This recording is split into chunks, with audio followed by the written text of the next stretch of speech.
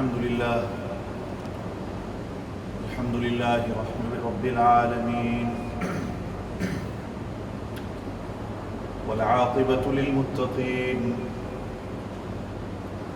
والصلاة والسلام على أشرف الأنبياء والمرسلين نبينا محمد وعلى آله وأصحابه أجمعين ومن تبعهم بإحسان إلى يوم الدين. أما بعد فأعوذ بالله من الشيطان الرجيم. بسم الله الرحمن الرحيم. هو الذي أرسل رسوله بالهدى ودين الحق ليظهره على الدين كله وكفى بالله شهيدا. صدق الله العظيم وصدق رسوله النبي الكريم ونحن على ذلك لمن الشاهدين والشاكرين والحمد لله رب العالمين. ایک مرتبہ سارے ساتھی ذوق اور شوق کے ساتھ درود شریف پڑھ لیں. اللهم صل على محمد النبي الأمي وعلى آله وأصحابه وبارك وسلم تسليما كثيرا كثيرا.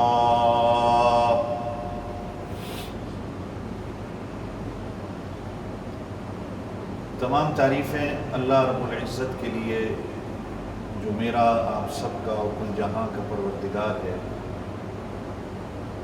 بے شمار بے حساب لا تعداد درود و سلام امام الانبیاء فخر دو عالم سید کائنات حضرت محمد رسول اللہ سب کہہ دیں صلی اللہ علیہ وسلم کی ذات اقدس پر، آپ کے گھر والوں پر، آپ کی اولادوں پر اور آپ کے تمام صحابہ پر.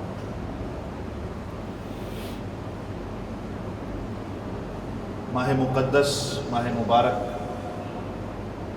رخصت ہوا.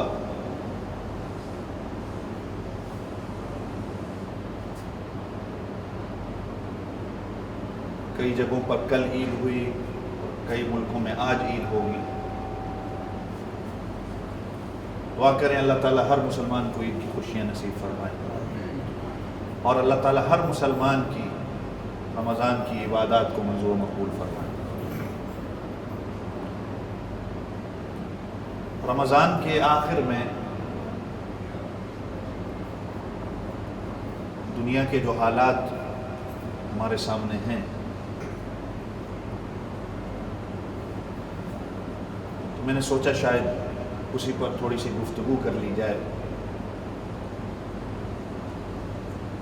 وقت چونکہ مختصر ہوتا ہے، انشاءاللہ جتنا آج کور ہو جائے، باقی زندگی رہی تو اگلا جمعہ کہ آج ہم یا ہمارے نوجوان ہم سرزمین شام اور فلسطین اور مسجد اقصیٰ کی فضیلت سے واقف نہیں ہیں. اللہ رب العزت نے اس سرزمین کو بڑی نعمتوں سے نوازا ہے. اکثر و بیشتر ہم، یا میں اگر یوں کہوں کہ سارے ہم سرزمین شام اور فلسطین کو سمجھتے نہیں ہیں. اس کی فضیلت ہمارے علم میں نہیں ہوتی. بس مسلمان سے پوچھا جائے تو وہ یہی کہے گا کہ بس اتنا پتہ ہے کہ یہ مسلمانوں کا قبلہ اول ہے. یہ گزشتہ کچھ دنوں سے وہاں کی جو صورتحال بنی ہوئی ہے، دعا کریں اللہ تعالیٰ ان کی مدد و نصرت فرمائے.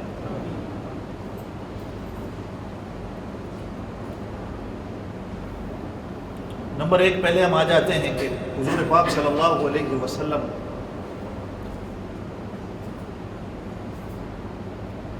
کا فرمان ابو داؤد شریف میں آتا ہے.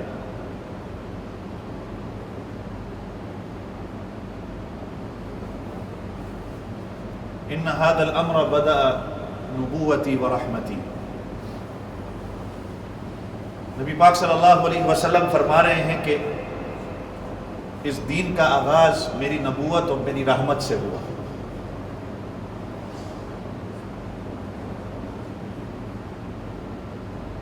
اور میری نبوت جب تک اللہ نے چاہا تمہارے درمیان رہی اور پھر جب اللہ چاہیں گے میری نبوت کو اٹھا لیں گے، اور اس کے بعد ثم تکون خلافت علی منہاج النبوہ، پھر خلافت نبوت کے طرز پہ قائم ہوگی، اور وہ جب اللہ چاہیں گے تمہارے درمیان رہے گی، پھر اللہ تعالیٰ اس کو بھی اٹھا لیں گے۔ پھر اللہ رب العزت، پھر نبی پاک صلی اللہ علیہ وسلم کا فرمان ہے کہ ثم تکون ملکا عاضا، پھر ایک وقت ایسا آئے گا کہ ایک دوسروں کو کاٹ کھانے والی حکومتیں آئیں گی، بادشاہت۔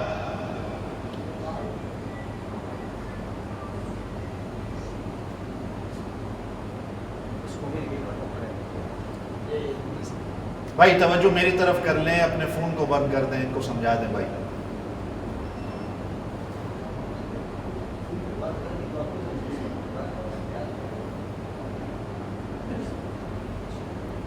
اللہ اور اس کے رسول کی قیمتی بات ہو رہی ہوتی ہے، 15-20 منٹ کے لیے آپ اپنی بزنس کو بیچ میں لے آتے ہیں۔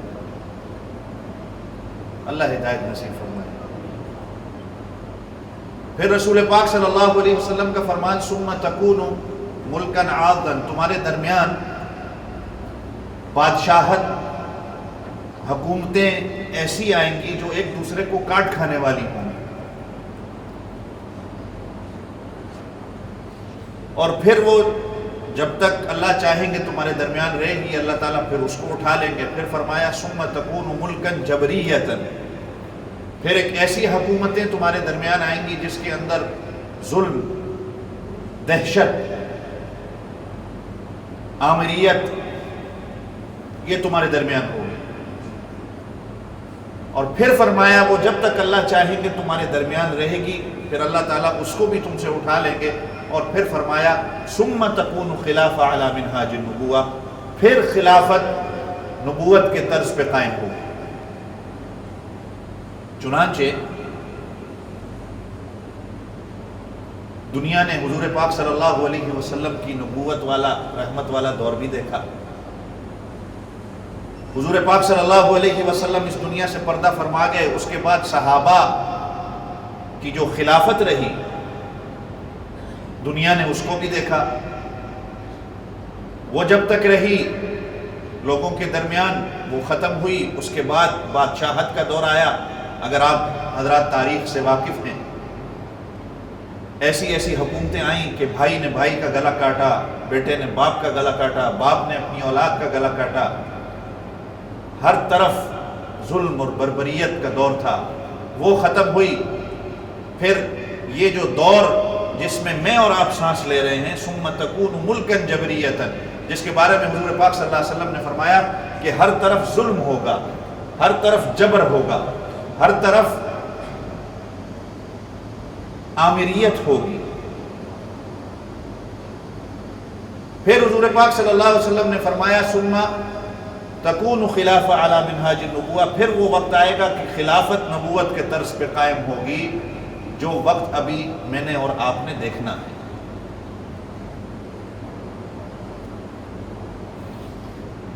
چنانچہ یہ اس چوتھے دور میں اور آپ ابھی سانس لے رہے ہیں کہ ہر طرف فتنہ فساد، فتنہ عروج پہ ہے، ہر طرف عریانی ہے، فحاشی ہے، مسلمانوں کا قتل عام ہے،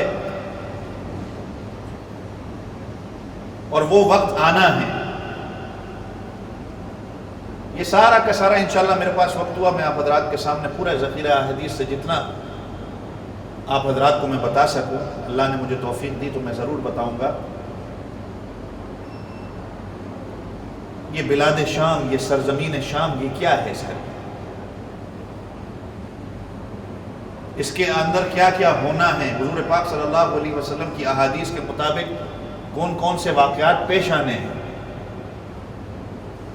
تاکہ آج کا مسلمان اور خاص کر کے نوجوان اس کے دل میں سرزمین شام کی محبت اور خاص کر کے مسجد اقصی کی محبت، یہ فلسطین جو ہے یہ شام کے اندر ہی ہے۔ یہ جو سرزمین شام کا لفظ کہا جاتا ہے نا، جس کو انگلش میں لیوانٹ جس کو کہتے ہیں، یہ جب شام کا لفظ قرآن پاک میں جو آیا نا، سبحان الذی اسری بعبدہ لیلا من المسجد الحرام الى المسجد الاقصى الذي بارکنا حولہ. یہ الذي بارکنا حولہ کہ اللہ نے جس کے ارد گرد برکت رکھی، یہ سرزمین شام ہے.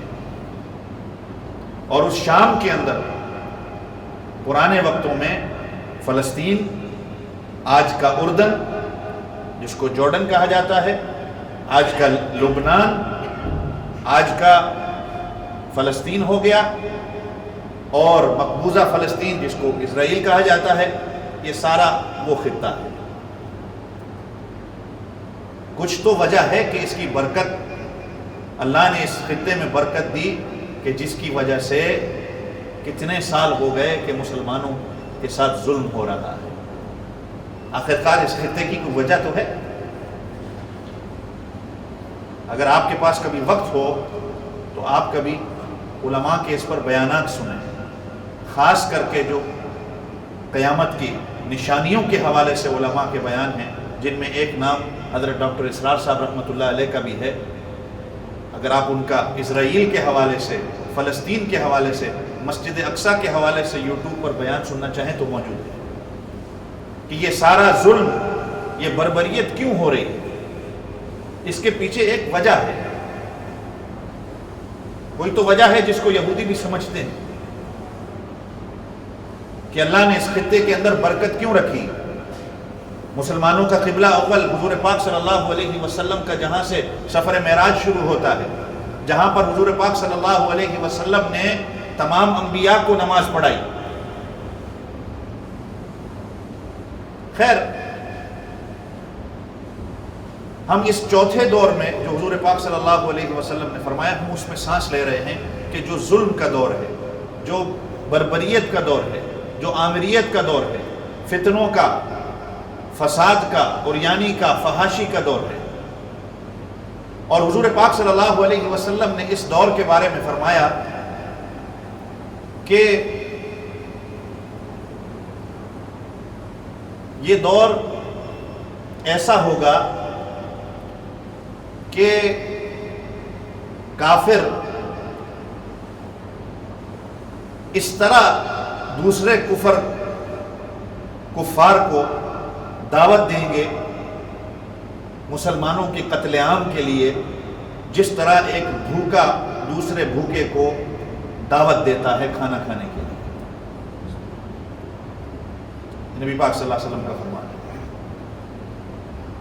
ایک دوسرے کو بلایا جائے گا جس طرح دسترخوان پہ دعوت دی جاتی ہے کہ ایک بھوکا بھوکے کو کہتا ہے کہ آؤ بھی دسترخوان لگا ہے، کھانا کھا لو. آپ صلی اللہ علیہ وسلم نے فرمایا اس طرح مسلمانوں کا قتل عام ہوگا. صحابہ نے پوچھا یا رسول اللہ، سب کہتے ہیں صلی اللہ علیہ وسلم، کیا یہ اس وجہ سے ہوگا کہ ہم تعداد میں کم ہوں گے؟ تو آپ صلی اللہ علیہ وسلم نے فرمایا نہیں، وَلَكِنَّكُمْ غُثَاءٌ كَغُثَاءِ السَّيْلِ، جس طرح سمندر کے پانی کی جھاگ ہوتی ہے نا، اس طرح تم تعداد میں ہوگے. یہ ہمارے اس چوتھے دور کے بارے میں آپ صلی اللہ علیہ وسلم فرما گئے. یہ جو سارا آج فلسطین اسرائیل میں جو بھی ہو رہا ہے، تو آپ صلی اللہ علیہ وسلم نے فرمایا کہ وَلَكِنَّكُمْ غُثَاءٌ كَغُثَاءِ السَّيْلِ، تمہاری تعداد اس طرح ہوگی جس طرح سمندر کے اندر جھاگ ہوتی ہے. تو صحابہ نے پوچھا کہ پھر کیا وجہ ہے کہ مسلمانوں کا قتل عام ہوگا، مسلمان فتنوں کے شکار ہو جائیں گے، ان کے مظلوم ہو جائیں گے؟ آپ صلی اللہ علیہ وسلم نے فرمایا کہ ان کے دل کے اندر ایک بیماری آ جائے گی، اور اس بیماری کا نام ہے الوہن. تو صحابہ نے پوچھا کہ آپ صلی اللہ علیہ وسلم سے یا رسول اللہ اس وہن کا مطلب کیا ہے؟ تو آپ صلی اللہ علیہ وسلم نے فرمایا وہن کا مطلب یہ ہے کہ مسلمانوں کو حب الدنیا و کراہیت الموت، دنیا کی محبت ان کے دل کے اندر آ جائے گی اور ان کو موت سے ڈر لگنے لگ جائے گا. اس کو کہا جاتا ہے وہن. کہ جب یہ میری امت کے دل کے اندر یہ بیماری آ جائے گی، اور مجھے تفصیل میں جانے کی ضرورت نہیں ہے کہ دنیا کی محبت کیا ہے اور موت کا ڈر کیا ہے، آپ ماشاءاللہ سارے پڑھے لکھے ہیں. تو آپ صلی اللہ علیہ وسلم نے فرمایا کہ جب یہ ان کے دل کے اندر آئے گی، اس وقت پھر ان کا قتل عام شروع ہو جائے گا. جس طرح دعوت دی جاتی ہے کھانا کھانے کے لیے کہ آؤ کھانا کھا لیں، اسی طرح دعوت دی جائے گی کہ آؤ مسلمانوں کی معیشت پہ قبضہ کر لیں، آؤ مسلمانوں کی معاشرت پہ قبضہ کر لیں، مسلمانوں کی زمینوں پر قبضہ کر لیں۔ تو یہ اس چوتھے دور کے بارے میں حضور پاک صلی اللہ علیہ وسلم فرما گئے جس دور میں میں اور آپ سانس لے رہے ہیں کہ ثم تکون ملکا جبریتا، کہ جب حکومتیں ظالموں کی ہوں گی، وہ ایک دوسرے کو کے اوپر ظلم کریں گے، آمریت کا دور ہوگا، فحاشی کا دور ہوگا، عریانی کا دور ہوگا۔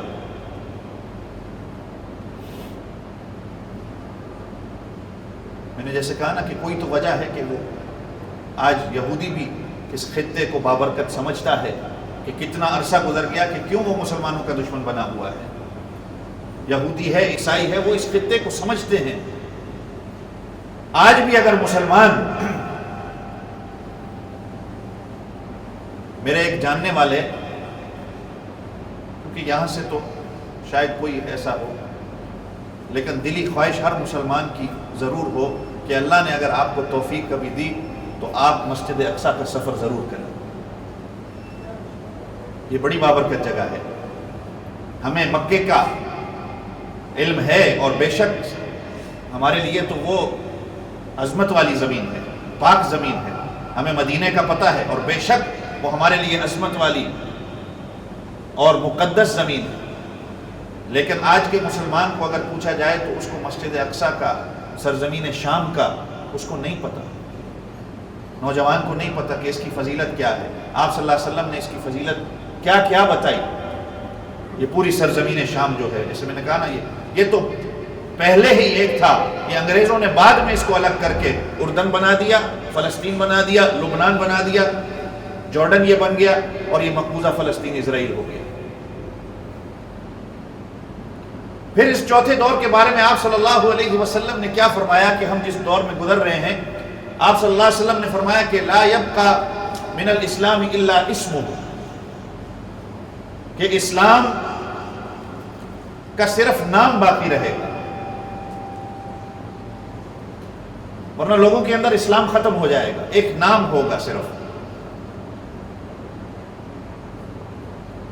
چنانچہ آپ دیکھ رہے ہیں کہ آج میں اور آپ،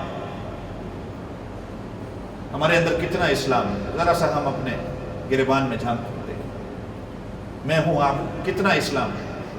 لوگوں کو بتاتا تو میں ہوں، جہاں میں بیٹھ جاتا ہوں میں لوگوں کو اسلام کے بارے میں بتانے والا تو ہوں، لیکن میرے اندر اسلام کتنا ہے یہ ہر بندہ اپنے بارے میں بہتر جانتا ہے۔ پھر حضور صلی اللہ علیہ وسلم نے فرمایا لا یبقى من القرآن الا رسمہ، قرآن باقی نہیں رہے گا کہ صرف قرآن کی ایک رسم باقی رہ جائے گی۔ وہ چنانچہ میں اور آپ اس کے آج شکار ہیں، قرآن کی ایک رسم باقی رہ گئی۔ ختم قرآن پہ جو ہے وہ چاول کے ڈبے بانٹ دیے جاتے ہیں کہ جی قرآن ختم ہو گیا، مٹھائی دے دی جاتی ہے، شادی ہوتی ہے تو اس دلہن کے سر پہ قرآن کو رکھ دیا جاتا ہے، عدالت کے جھوٹے فیصلوں کے اندر قرآن کو سامنے رکھ دیا جاتا ہے، یا کسی کے مرنے کے لیے، مرنے کے بعد اس کی فاتحہ کے لیے قرآن کو کھول دیا جاتا ہے، ورنہ اس سے زیادہ میں اور آپ قرآن کو کیا سمجھتے ہیں؟ ایک رسم باقی رہ گئی ہے بس۔ تو حضور پاک صلی اللہ علیہ وسلم نے پھر فرمایا جو ہدایت کے دو بڑے چشمے تھے جس سے ہدایت ملنی تھی، وہ انہی دو کے بارے میں حضور پاک صلی اللہ علیہ وسلم نے فرما دیا کہ مساجدہم عامرۃ وہی خرابہم من الہدی، مسجدیں ویران ہو جائیں گی اور وہ ہدایت سے خالی ہو جائیں گی۔ آج دیکھ لیں دنیا میں کتنی بڑی بڑی مسجدیں، خوبصورت مساجد بن گئی، ملینز اور بلینز لگ گئے مساجد کے اندر، لیکن ویران پڑی ہیں، ان کے اندر ہدایت نہیں ہے۔ یہ میرے الفاظ نہیں، نبی پاک صلی اللہ علیہ وسلم کے فرمان ہیں۔ مساجدیں ہوں گی، ویران ہوں گی، اور ان کے اندر ہدایت نہیں ہوگی۔ اور پھر فرمایا جو دوسرا ہدایت کا ذریعہ تھا، جو اس امت کے علماء ہوں گے آپ صلی اللہ علیہ وسلم نے فرمایا کہ آسمان کے نیچے جو سب سے برے لوگ ہوں گے وہ علماء ہوں گے، کیونکہ وہ انہی کے اندر سے فتنہ نکلے گا اور فتنہ انہی کے اندر لوٹ کے واپس جائے گا۔ اللہ ہماری حفاظت فرمائے۔ یہ وہ علماء سو ہوں گے، یعنی ہدایت کے جو دو ذریعے تھے کہ مساجد ہو گئی اور علماء ہو گئے، جب یہی خراب ہو گئے تو پھر ہدایت کہاں سے آئے گی؟ یہ نبی پاک صلی اللہ علیہ وسلم اس چوتھے دور کے بارے میں بتا رہے ہیں جس دور سے میں اور آپ گزر رہے ہیں۔ پھر نبی پاک صلی اللہ علیہ وسلم نے اس دور کے بارے میں فرمایا کہ اعلیٰ طبقے کے لوگ، ملوک الارض، جو بادشاہت، بڑے بڑے لوگ، پیسے والے لوگ، وہ یا سب سے کم تر لوگ جن کی کوئی حیثیت نہیں ہے، اوپر والے، نیچے طبقے والے، اوپر طبقے والے، نچلے طبقے والے، سب کے سب 5 چیزوں کا پیچھا کریں گے بس۔ اور یہ 5 چیزیں کیا ہیں؟ میں نے شاید اپنے اس تراویح کے بعد جو 5-10 منٹ کا درس ہوتا ہے اس میں بھی میں نے ذکر کیا تھا، سورہ لقمان 21ویں سپارے کی جو آخری آیت ہے۔ آپ صلی اللہ علیہ وسلم نے فرمایا اونچے طبقے کے لوگ، اعلیٰ طبقے کے لوگ، نیچے طبقے کے لوگ، جو کم تر، سب سے جاہل، گنوار لوگ، ہر بندہ ان 5 چیزوں کے پیچھے لگا ہوگا۔ نمبر 1، ان اللہ عندہ علم الساعہ۔ آپ کو یاد ہوگا کہ قیامت کب آنی، چنانچہ آج ہر بندہ اس چیز کے پیچھے لگا ہوا ہے کہ قیامت کب آئے گی۔ آرٹیکلز بن گئے، ویڈیوز یوٹیوب پہ آ گئی، ہر بندہ عالم ہو غیر عالم ہو وہ قیامت کی ذکر آپ حضرات کے سامنے کر رہا ہے۔ میگزینیں، کتابیں چھپ گئی ہیں، دجال کے ظہور کے بارے میں بتایا جا رہا ہے، جو جنگیں ہوں گی اس کے بارے میں بتایا جا رہا ہے، قیامت کی نشانیاں ہیں اس کے بارے میں بتایا جا رہا ہے، جن میں ایک صحافی اور یا مقبول جان صاحب ہیں جو اس پہ اچھا خاصا علم رکھتے ہیں، اور میں نے دوسرا کہا حضرت ڈاکٹر اسرار صاحب رحمۃ اللہ علیہ، جو اس فیلڈ کو زیادہ سمجھتے ہیں۔ جو بات میں کر رہا ہوں، جس دور سے ہم گزر رہے ہیں، کبھی آپ لوگوں کے پاس وقت ہو تو آپ ان کو ضرور سنیں۔ جو یہ سازشیں آج یہود کر رہے ہیں گریٹر اسرائیل کی، مسجد اقصیٰ کو گرانے کی، یہ ساری آپ کی سمجھ آ جائے گی اگر آپ کچھ وقت نکال کے ان کی تقاریر کو سن لیں۔ اور پھر اس کے ساتھ ساتھ ہم فضائل مسجد اقصیٰ کو سمجھیں، ہم فضیلت شام کو سمجھیں۔ اکثر و بیشتر مسلمان کو نہیں پتہ ہوتا، سوائے اس کے کہ ہم کہتے ہیں کہ ہمارا قبلہ اول ہے، ورنہ مسلمان کو نہیں پتہ کہ مسجد اقصیٰ ہے کیا۔ آپ صلی اللہ علیہ وسلم نے کیا کیا فضیلتیں اس کی بتائیں۔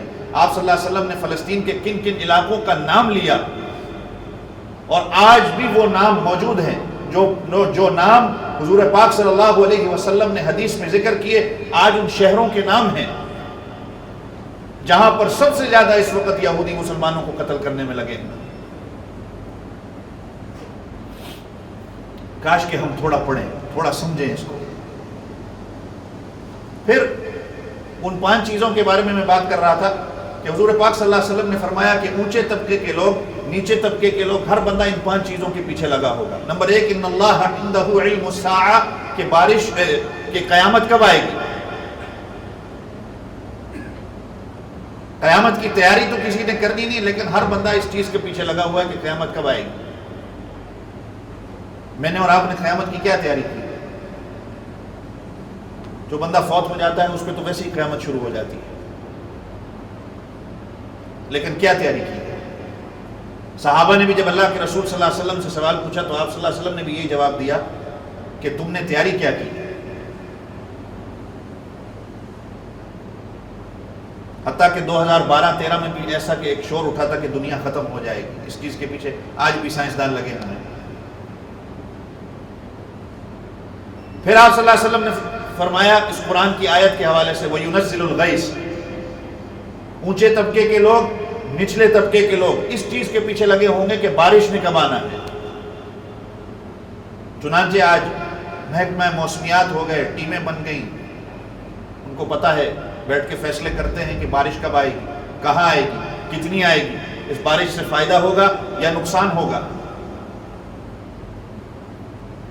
یہ حضور صلی اللہ علیہ وسلم اس چوتھے دور کے بارے میں بتا رہے ہیں جس میں میں اور آپ سانس لے رہے ہیں۔ حصول علم کے لیے صرف اگر کوئی بارش کے حوالے سے بتائے، صرف ایک علم رکھنے کے لیے یا لوگوں کو بتانے کے لیے کہ اپنا بندوبست کر لیں، اگر کچھ ایسے علاقے میں لوگ رہتے ہیں، پسماندگہ علاقے ہیں، لیکن اگر اسی بارش سے اپنے رزق کو سمجھے یا وہ بارش کو سمجھے کہ اس کے اندر اللہ نے میرے لیے یہ فیصلے رکھے ہیں، تو پھر وہ گناہ کی طرف چلا جاتا ہے۔ لوگ آج بھی ایسے ہیں جو ایسی سوچ رکھتے ہیں۔ پھر فرمایا وَيَعْلَمُ مَا فِي الْأَرْحَامِ، اونچے طبقے کے لوگ، نچلے طبقے کے لوگ، ہر بندہ اسی تگ و دو میں لگا ہوگا کہ ماں کے پیٹ کے اندر جو بچہ ہے اس کی جنس کیا ہے۔ ہم کرتے ہیں کہ نہیں کرتے کہ مذکر ہے یا مؤنث، اس کی فکر میں لگے ہوئے۔ اگر مذکر ہے تو جی بسم اللہ، اور بعض ملکوں میں اگر پتہ چل جائے مؤنث ہے تو پھر آپ کو پتہ ہے کیا صورتحال ہوتی ہے۔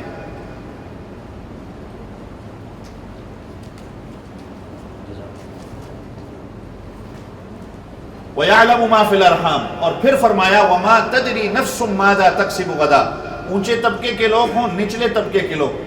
آپ صلی اللہ علیہ وسلم نے اس قرآن کی آیت کے حوالے سے بتایا کہ ہر بندہ اسی تگ و دو میں لگا ہوگا کہ کل میں نے کمانا کہاں سے ہے، کل میری زندگی کا فیصلہ، میرا آنے والا مستقبل کیا ہے۔ چنانچہ آج آرٹیکلز بن گئے، آج یوٹیوب پہ ویڈیوز آ گئی، ٹی وی پہ بیٹھنے والے لوگ، مسلمان اپنے آپ کو کہنے والے، وہ آپ کو اس چیز کے اندر لگا دیتے ہیں بھئی آپ کا سٹار سائن کیا ہے، آپ کا ہوروسکوپ کیا ہے، اچھا آپ فلاں مہینے میں پیدا ہوئے ہیں تو اس مہینے کی پیدائش کے اندر جو ہے آپ کو اتنی دولت نصیب ہوگی، یا آپ عراف کے پاس، اس نجومی کے پاس جائیں گے، آپ اپنا ہاتھ اس کو دکھائیں گے، بھئی میرے ہاتھ کا یہ ذائچہ بنوا کے مجھے بتا دو اس کے بارے میں کہ میں نے کتنا کھانا ہے، کتنا پینا ہے، میں نے کتنا رہنا ہے، کیا کیا میں نے کرنا ہے۔ اور یاد رکھو حضور پاک صلی اللہ علیہ وسلم کا فرمان ہے کہ جس نے عراف کے پاس گیا اور اس نے عراف سے پوچھا، اپنا ذائچہ بنوایا اور اس کو کہا کہ میری زندگی کی یہ لکیریں جو ہیں مجھے اس کے بارے میں کچھ بتاؤ، وہ جب اس کو بتاتا ہے، وہ اس کی تصدیق کرتا ہے، اس کی بات کو مانتا ہے، آپ صلی اللہ علیہ وسلم نے فرمایا اس کی 40 دن کی نماز اللہ تعالیٰ قبول نہیں کرتا۔ اور پھر آ جاتے ہیں، مزے کی بات یہ ہے کہ اسلامی ملک ہمارا پاکستان جو ہے سب سے زیادہ آج ہاتھ کے نشان وہیں پر آپ کو ملتے ہیں، گلی گلی میں چلے جاؤ دیواریں بھری ہوئی، اور یہ اسلامی ملک ہے۔ ہمارا اللہ سے یقین اٹھ گیا ہے۔ تو آپ صلی اللہ علیہ وسلم بتا رہے ہیں اس چوتھے دور کے بارے میں، ثم تکون ملکن جبریتن، جس میں اور آپ سانس لے رہے ہیں کہ یہ آمریت کا دور، یہ ظلم کا دور، یہ بربریت کا دور جو آئے گا۔ پھر آپ صلی اللہ علیہ وسلم نے فرمایا اسی کے بعد جو آیت آتی ہے وَمَا تَدْرِي نَفْسٌ بِأَيِّ أَرْضٍ تَمُوتُ، کہ میں نے مرنا کہاں پر ہے، کس زمین کے کس حصے پہ مجھے موت آئے گی۔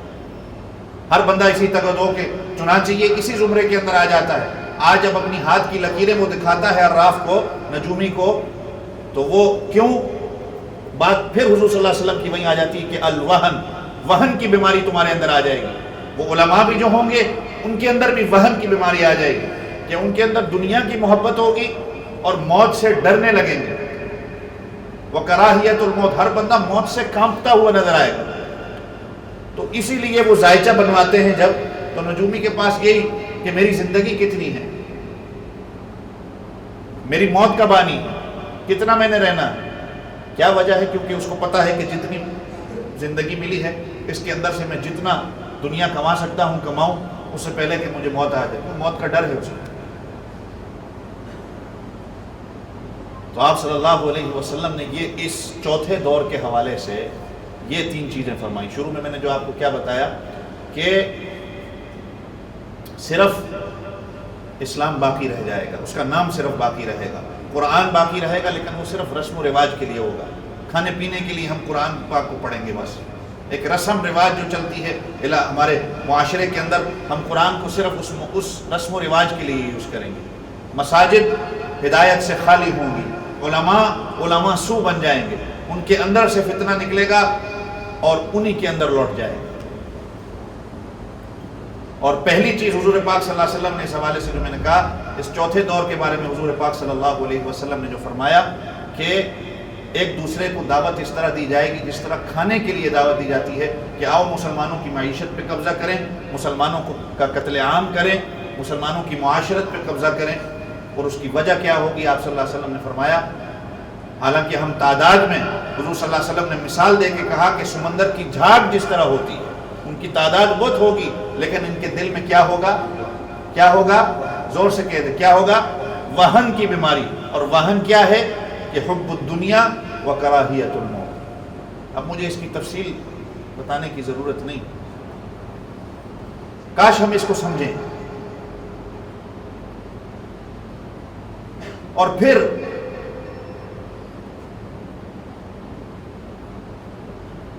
حضور پاک صلی اللہ علیہ وسلم پر، حضور صلی اللہ علیہ وسلم کے زمانے میں بھی منافقین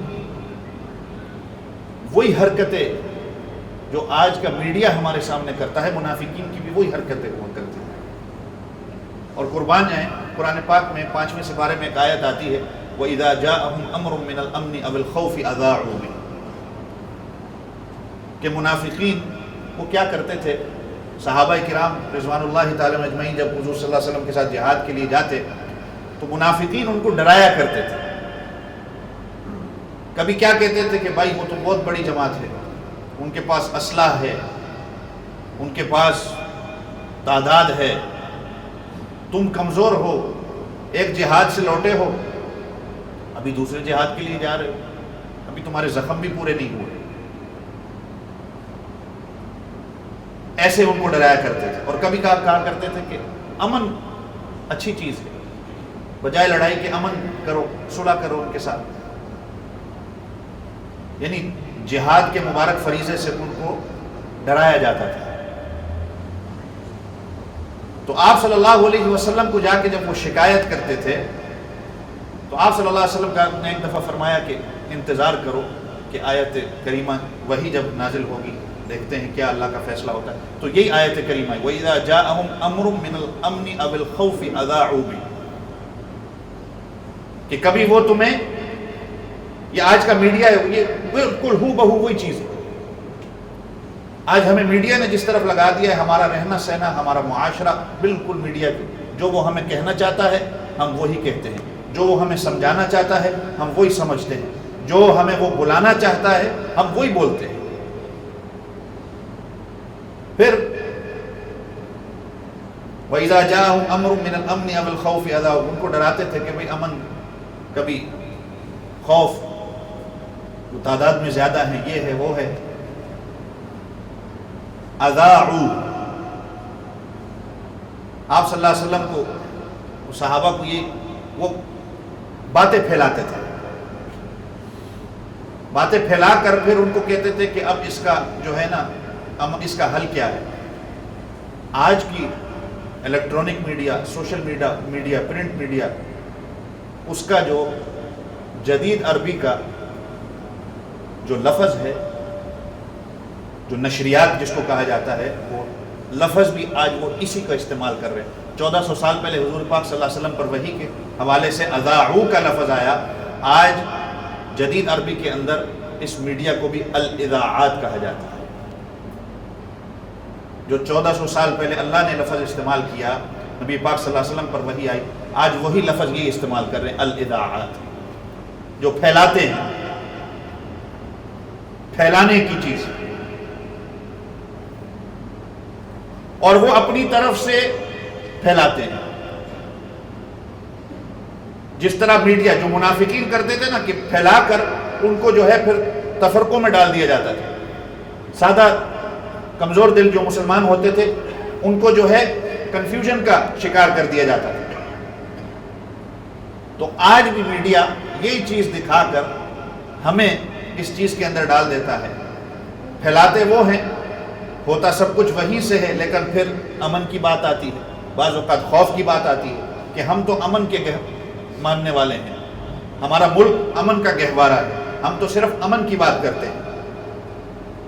آگے اللہ نے فرمایا تمہارا کام یہ ہے وَلَوْ رُدُّوهُ إِلَى الرَّسُولِ، تم رسول کے پاس واپس جاؤ۔ اگر رسول نہیں ہے وَإِلَىٰ أُولِي الْأَمْرِ مِنْهُمْ، جو ان چیزوں کو سمجھنے والے ہیں، جو ان کے بڑے ہیں، تم ان کے پاس جاؤ، جو اس کا پراپر فیصلہ کرنے والے ہیں، يَسْتَنْبِطُونَهُ مِنْهُ۔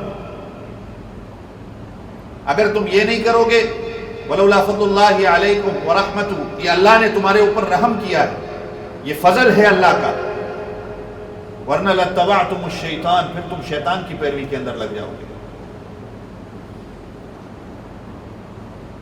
تو یہ ساری چیزوں کا ہونا،